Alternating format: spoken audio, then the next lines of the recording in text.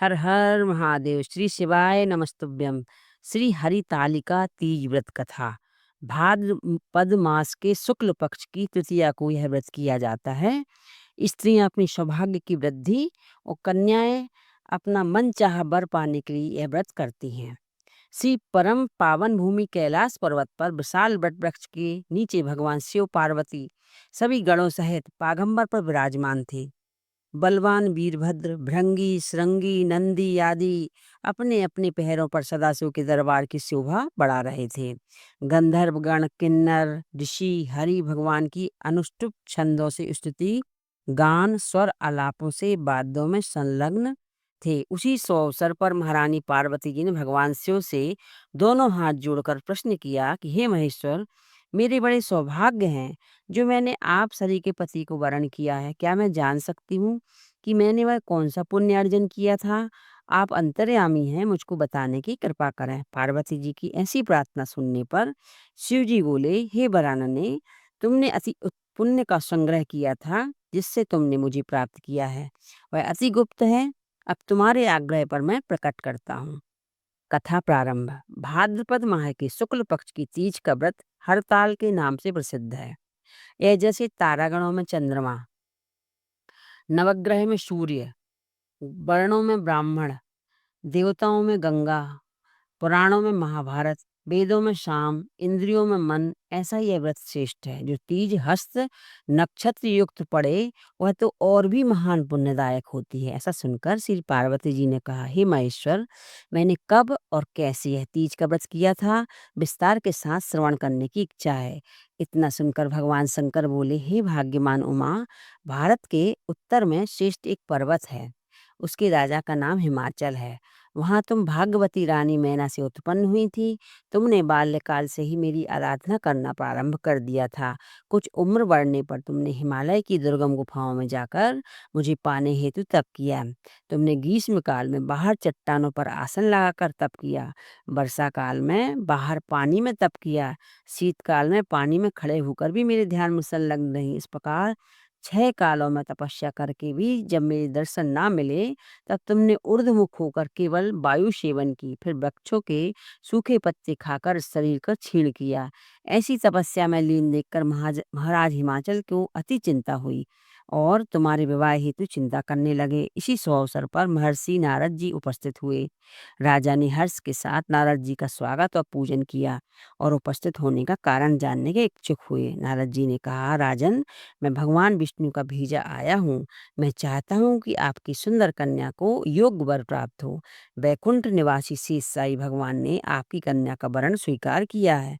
राजा हिमाचल ने कहा, महाराज, मेरे सौभाग्य हैं जो मेरी कन्या को विष्णु जी ने स्वीकार किया है और मैं अवश्य ही उन्हें अपनी कन्या उमा का भाग्य दान करूंगा। यह सुनिश्चित हो जाने पर नारद जी बैकुंठ पहुंचकर श्री विष्णु भगवान से पार्वती जी के विवाह का निश्चित होना सुनाया। इधर महाराज हिमाचल ने वन में पहुंचकर पार्वती जी से भगवान विष्णु से विवाह होने का निश्चित समाचार दिया। ऐसा सुनते ही पार्वती जी को महान दुख हुआ। उस दुख से तुम विह्वल होकर अपनी सखी के पास पहुंचकर विलाप करने लगी। तो तुम्हारा विलाप देखकर सखी ने तुम्हारी इच्छा जानकर कहा, देवी, मैं तुम्हें ऐसी गुफा में तपस्या को ले चलूंगी जहां तुम्हें महाराजा हिमाचल भी न ढूंढ सकेंगे। ऐसा कहकर उमा सहेली सहित हिमाचल की गहन गुफा में विलीन हो गई।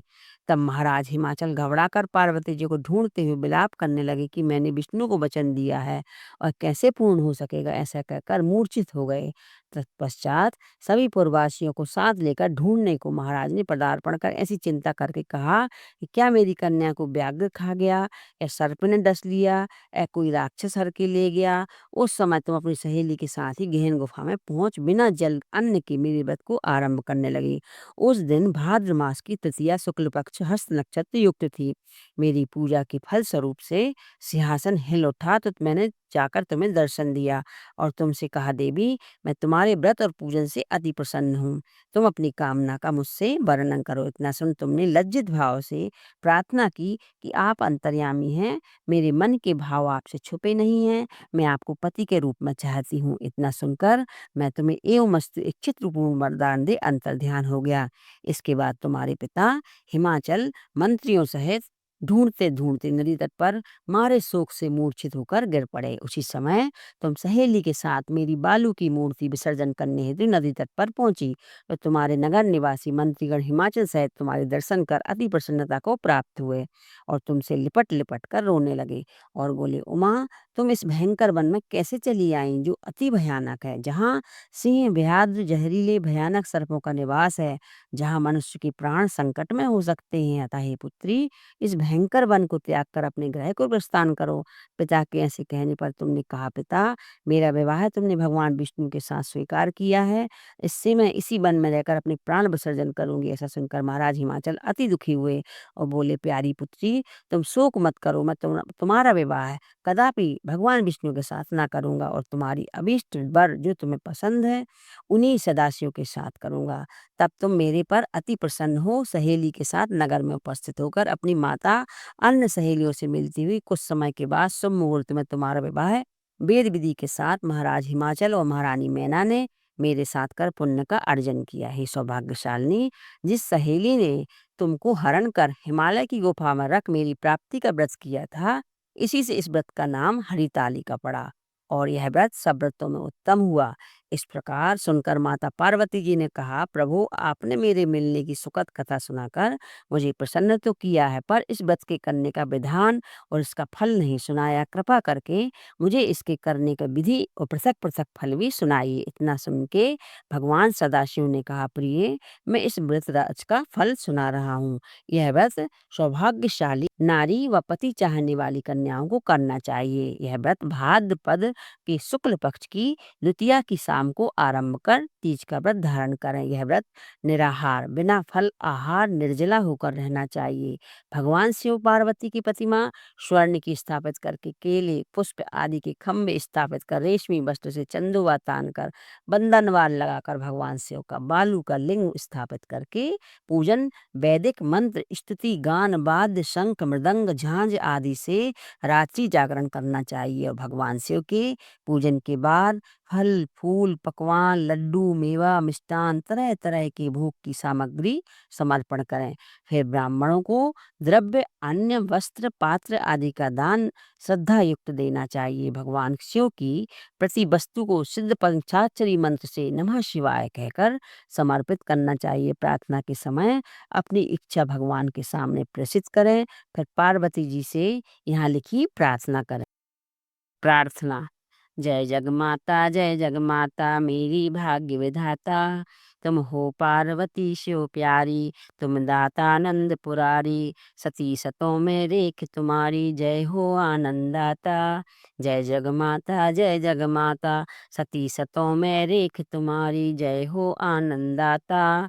जय जगमाता इच्छित वर मैं तुमको पाऊं, भूल चूक को दुख न उठाऊं, भाव भक्ति से तुमको पाऊं, कर दो पूरन बाता। जय जग माता मेरी भाग्य विधाता। इस प्रार्थना के बाद पुष्पों को दोनों हाथों में लेकर पुष्पांजलि अर्पण करें।